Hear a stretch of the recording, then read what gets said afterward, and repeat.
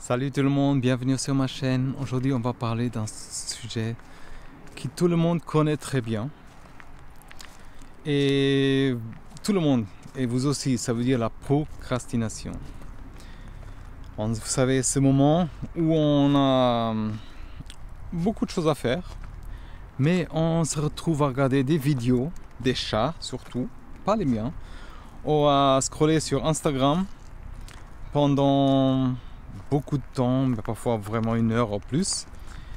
Oui, on est tous passés par là et on sait à quel point ça peut être frustrant, croyez-moi. On voit surtout à la fin qu'on a perdu beaucoup de temps. Mais dans cette vidéo, je vais vous expliquer pourquoi on procrastine. Tous, c'est normal, pas de panique. Et pourquoi c'est important de l'éviter. Et surtout, je vais vous donner plein d'astuces simples et efficaces pour dire adieu à la procrastination et devenir une vraie machine à productivité, comme cette petite araignée. Non, elle était là avant. Et alors, on va voir des astuces simples et efficaces pour dire adieu et devenir vraiment cette machine. Ça veut dire, prenez une petite pause, installez-vous confortablement, on va voir ça ensemble, ok? Avant de vous donner des astuces pour éviter la procrastination, on va parler d'abord de pourquoi on procrastine. Ça veut dire, comme ça il n'y a plus de soleil, pourquoi on procrastine, ça veut dire parce que oui, comprendre pourquoi on fait quelque chose, c'est déjà un grand pas en avant. Ça veut dire pourquoi est-ce qu'on procrastine. Alors oui, l'une des raisons principales pour lesquelles on procrastine, c'est le peur de l'échec. Je vais le mettre comme ça. C'est le peur d'échec, c'est la peur d'être pas à la hauteur. Sinon, je vais en bas, comme ça le soleil, ouais, comme ça c'est mieux pour vous aussi. On a peur de ne pas être à la hauteur, par exemple, au lieu de s'en lancer, par exemple, dans une chose qui est risquée, on préfère remettre à plus tard. Mais je vous dis, c'est juste notre cerveau, parfois, qui essaye de nous protéger. Même si c'est pas très utile, on est d'accord. Et parfois, on procrastine simplement parce qu'on n'est pas motivé. Ça arrive aussi. Peut-être que la tâche qu'on doit faire ne nous intéresse pas, ou qu'on le trouve trop difficile, ou qu'on préfère juste de faire autre chose, qui est plus fun, par exemple. Et on préfère remettre à plus tard ce qu'on n'a pas envie de faire tout de suite. Et oui, le perfectionnisme aussi, c'est une grande cause. Ça veut dire, quand on veut que tout soit parfait, je suis aussi coupable de ça, on a tendance à repousser les choses en attendant le moment parfait, l'inspiration parfaite ou la situation parfaite. Et c'est un problème.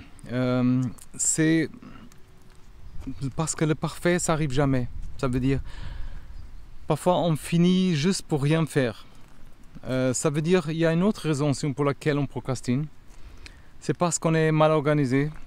Et tout le monde est un peu coupable de ça. Ça veut dire, quand on ne sait pas par où commencer, on a l'impression par exemple d'être submergé par des tâches, ou qu'on ne sait pas combien de temps ça va prendre aussi. On a tendance à remettre à plus tard. On est tous coupables de ça. Et plus on remet à plus tard, plus la tâche semble compliquée parfois. Et plus on procrastine en même temps. Ça veut dire... Et aussi il y a autre chose, par exemple. On procrastine aussi souvent parce qu'on est facilement distrait. Ça veut dire entre les notifications qu'on reçoit, par exemple les emails, les réseaux sociaux, les vidéos YouTube, voilà, comme celle-ci peut-être. Et tout le reste, c'est facile de se laisser distraire et de repousser ce qu'on doit vraiment faire. Et ça, tout le monde sait un peu comment ça fonctionne. Et on va voir pourquoi c'est super important, vraiment, d'éviter la procrastination. Parce que oui, il y a des conséquences quand même. Ça veut dire, et c'est pas toujours cool. On va voir comment, pourquoi. Parce que quand on procrastine, on finit souvent par se retrouver à faire des choses. On a des choses, par exemple, dernière minute. Dans la panique, dans le stress, On a peur de ne pas finir à temps, on a peur de simplement rater quelque chose. Ça veut dire, ça crée vraiment une énorme pression. Et c'est pas bon pour notre mental, croyez-moi. Si on évite la procrastination, on peut vraiment travailler plus sereinement. Ça veut dire on peut travailler sans stress, avec beaucoup plus de calme surtout. Et évidemment, éviter la procrastination, c'est aussi augmenter sa productivité. Ça veut dire qu'on arrête de repousser les choses. Je vais vous montrer un peu le paysage depuis ici. On avance beaucoup plus vite dans ces tâches, dans ces projets. On a plus de temps pour faire ce qu'on aime, par exemple, et on est beaucoup plus efficace dans tout ce qu'on fait en général. Et parce que quand on fait les choses dernière minute, croyez-moi, on a souvent tendance à vite faire, de ne pas donner le meilleur de nous-mêmes. Si on évite la procrastination, on a plus de temps pour bien faire les choses, pour vérifier, pour corriger et pour redire. Surtout pour réduire notre travail et augmenter notre qualité. Ça veut dire, ça fait toujours plaisir. Ça veut dire éviter la procrastination, c'est aussi renforcer sa confiance en soi. Ça veut dire quand on se fixe des objectifs et quand on les attend, comme vous savez, on se sent fier. On voit qu'on est capable et ça booste notre estime. Ça veut dire qu'on est plus motivé, plus confiant et on est prêt à relever ces défis, des nouveaux défis, quoi. Et on apprend aussi à gérer son temps et ses priorités. On apprend à s'organiser, à organiser ses tâches, à planifier ses journées et à se concentrer sur ce qui est vraiment important. Il y a beaucoup de vent, j'espère que vous n'entendez pas trop. J'ai un filtre, mais quand même. Ça nous aide à être plus équilibré, plus serein, à profiter davantage de la vie. C'est pour ça que je suis venu ici, pour parler de ça.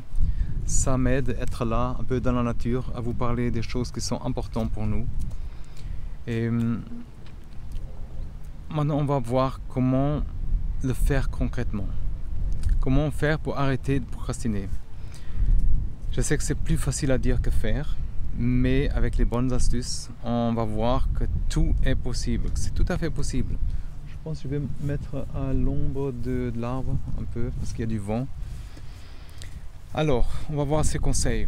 La première chose à faire pour éviter la procrastination, c'est de se fixer des objectifs. Mais les objectifs sont quand même clairs pour nous et réalisables. Quand on sait exactement ce qu'on doit faire, comme vous savez, c'est beaucoup plus facile à le faire, à s'y mettre. Et quand on a une vague d'idées, on peut l'accomplir. Ça veut dire, prenez un moment pour définir vos objectifs. Tout le monde va faire ça. Qu'est-ce que, par exemple, vous voulez vraiment accomplir? Soyez précis, réaliste aussi. Divisez ces objectifs en petites tâches. Au lieu de vous dire, je dois finir ce projet, vous pouvez vous dire, par exemple, je dois finir... aujourd'hui, par exemple, je vais travailler sur la première partie. Et c'est beaucoup moins intimidant. Notez vos objectifs quelque part, vous pouvez les voir, et pour vous rappeler aussi de rester concentré sur ce qui est vraiment important. Une autre astuce pour éviter la procrastination, c'est de créer un planning. Ça veut dire qu'on a un plan, mais dans le calendrier on peut le faire. On sait exactement quand on doit le faire. Et on est moins tenté à repousser les choses. Vous avez vraiment pris le temps de vous organiser, de mettre dans le calendrier. Alors le temps est venu, vous le faites simplement. Prenez par exemple un moment au début de chaque semaine ou chaque jour pour planifier certaines tâches et activités bloquées. Vraiment, c'est cet horaire. Et il faut le respecter aussi. Utilisez, comme je dis, un agenda ou un calendrier, une application de gestion, par exemple, pour vous aider à rester organisé, à suivre votre planning. Il ne faut pas oublier de prévoir des pauses aussi et du temps libre. Il ne faut pas enchaîner parce que sinon C'est important pour rester motivé et pour éviter la fatigue. Et pour éviter la procrastination, il est aussi super important d'éliminer des distractions. Parce que quand on est constamment interrompu par des notifications, des emails ou des appels, c'est pas facile de rester concentré et de ne pas procrastiner. Comment est-ce qu'on peut faire ça? Désactiver par exemple les notifications sur votre téléphone ou votre ordinateur. Pendant que vous travaillez, mettez-les en mode ne pas déranger, mode d'avion, ou créez un environnement de travail aussi, calme et sans distraction. Rangez votre espace de travail, fermez les onglets et les applications inutiles parfois. Alors inutiles parce qu'ils nous distraient, pas inutiles parce qu'ils sont inutiles, mais il faut éliminer tout ce qui pourrait vraiment vous distraire. Et comme je disais, fixez-vous des plages horaires pour consulter vos emails ou vos réseaux sociaux. Par exemple, 15 minutes le matin, à midi et le soir, ça donne déjà 45 minutes. Le reste du temps, concentrez-vous sur vos tâches, vos projets, votre avenir. Il y a par exemple la technique Pomodoro, c'est super utile pour éviter la procrastination. L'idée, c'est vraiment de travailler pendant une période fixe, par exemple 25 minutes. Et puis prendre une courte pause, ça vous aide à rester concentré et à éviter de repousser les choses. Et par exemple, vous pouvez choisir une tâche et régler minuteur sur 25 minutes. Et pendant ces 25 minutes, concentrez-vous uniquement sur cette tâche, sans aucune distraction. Si vous êtes tenté de faire autre chose, rappelez-vous que vous pouvez le faire pendant votre pause. Et quand le minuteur sonne, prenez une pause de 5 minutes minimum, levez-vous, étirez-vous, faites quelque chose de relaxant. Après 4 Pomodoros, on dirait comme ça, 4 sessions de 25 minutes, prenez quand même une pause plus longue, minimum 15 à 30 minutes. Croyez-moi, ce n'est pas une perte de temps, il faut recharger ses batteries. Et parfois, on procrastine aussi parce qu'on a l'impression que la tâche est trop compliquée ou trop difficile. Ça veut dire, dans ce cas, par exemple, il peut être utile de commencer par les tâches les plus simples pour se mettre en action et à prendre confiance. Par exemple, identifier les tâches qui sont les plus simples et les plus rapides à faire. Par exemple, commencer par celle-ci. Alors, cochez sur votre liste une fois qu'elles sont faites. C'est aussi super motivant qu'on voit qu'on avance. Et utilisez cet élan, je dirais comme ça, ces petites victoires pour vous attaquer à des tâches plus complexes. Une fois que vous êtes lancé, croyez-moi, c'est beaucoup plus facile de continuer. Rappelez-vous que chaque petite étape compte. Même si vous avancez lentement, l'important c'est vraiment de continuer à avancer, simplement. Et se fixer des délais aussi. C'est un autre moyen super efficace pour éviter la procrastination. Ça veut dire quand on a une date limite, on est plus motivé à se mettre au travail. Mais comme je disais avant, il ne faut pas faut pas repousser les choses pour ne pas se mettre en stress dernière minute, ok? Fixez-vous par exemple des délais pour chaque tâche ou chaque projet. Soyez réaliste, mais pas trop laxiste quand même. L'idée c'est de se motiver, pas de se mettre la pression, comme je vois parfois. C'est que c'est pas évident, mais notez ces délais dans votre agenda, dans votre calendrier et assurez-vous de respecter. N'hésitez pas à vous fixer des mini-délais pour les grandes tâches. Par exemple, je dois finir la première partie de ce projet d'ici à la fin de la semaine. Et récompenser ses efforts. C'est super important pour rester motivé et éviter cette procrastination. Ça veut dire j'ai quand même la peine à prononcer ce mot pendant un moment. Quand on sait qu'on va avoir une petite récompense à la fin, croyez-moi, c'est beaucoup plus facile de se mettre au travail. Ça veut dire définissez les petites récompenses pour chaque tâche. Par exemple, quand j'ai fini ce rapport, je m'offre une pause avec un bon café. Ou quand j'ai terminé cette présentation, je regarde un épisode de ma série préférée. Utilisez ces récompenses comme motivation pour avancer dans vos tâches. Plus vous travaillez, plus vous vous récompensez et plus vous êtes motivé à continuer. N'oubliez pas de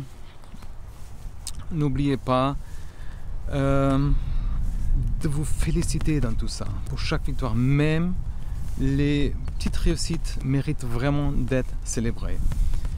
Trouver un partenaire aussi de responsabilité, c'est une autre technique. C'est quelqu'un qui vous aide à rester motivé, à éviter de procrastiner.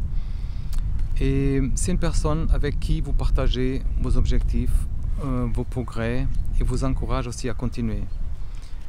Ça veut dire trouver un ami, un collègue, un membre de votre famille qui peut aussi travailler avec vous sur vos objectifs.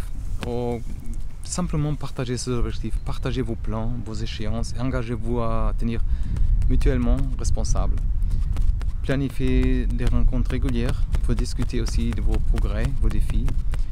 Ça nous motive vraiment à continuer, croyez-moi, à ne pas procrastiner. Encouragez-vous mutuellement et célébrez vos réussites ensemble aussi. C'est beaucoup plus fun et motivant à deux, croyez-moi. Et même parfois en groupe. Et parfois on procrastine parce qu'on a trop de choses aussi à faire. Et on se sent submergé. Ça veut dire dans ce cas-là, par exemple, il est important d'apprendre à dire non aux tâches et aux engagements qui ne sont pas priorité. Ça veut dire faites une liste de toutes les tâches que vous avez à faire. Identifiez celles qui sont vraiment importantes et urgentes. Concentrez-vous sur celles-ci. Et dites non aux autres. Apprenez à déléguer ou à demander de l'aide si nécessaire. Et croyez-moi, on n'a pas à faire tout seul. Il ne faut pas avoir peur de dire non aux distractions aussi, aux invitations qui pourraient nous empêcher de travailler sur nos objectifs. Croyez-moi, notre temps est vraiment précieux. Il faut l'utiliser vraiment à notre avantage aussi. Et à la fin, c'est super important de prendre soin de vous et d'éviter la procrastination. Je ne sais pas où me diriger, il y a beaucoup de vent ici. Quand on est fatigué, stressé, on a un manque d'énergie, comme on sait. Et c'est beaucoup plus difficile, par exemple, de se mettre au travail, d'éviter à procrastiner. Alors il faut s'assurer de bien dormir, de manger sainement et de faire l'exercice régulièrement. Ça nous donne plus d'énergie et ça nous aide à rester concentrés surtout. Prenez le temps de vous détendre, de vous ressourcer, comme ici dans la nature. Que ce soit en méditant, en lisant, en passant du temps avec des amis, faites ce que vous faites du bien. Apprenez à écouter votre corps et à respecter vos limites. Alors si on se sent épuisé, il faut prendre une pause, vraiment. Il faut nous donner le temps de nous reposer.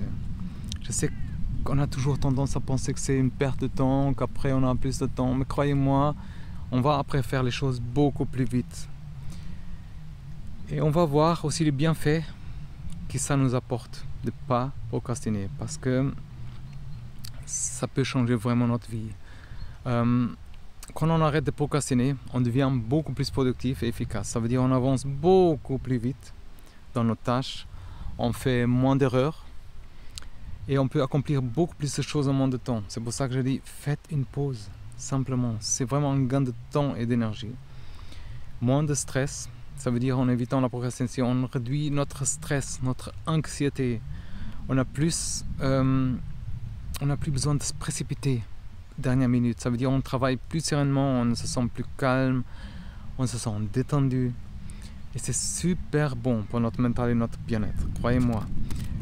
Et quand on prend le temps de bien faire les choses, comme nous les Suisses, sans procrastiner, si possible, la qualité de notre travail s'améliore. Ça veut dire on est plus attentif aux détails, on fait moins d'erreurs et on produit quelque chose de bien meilleur.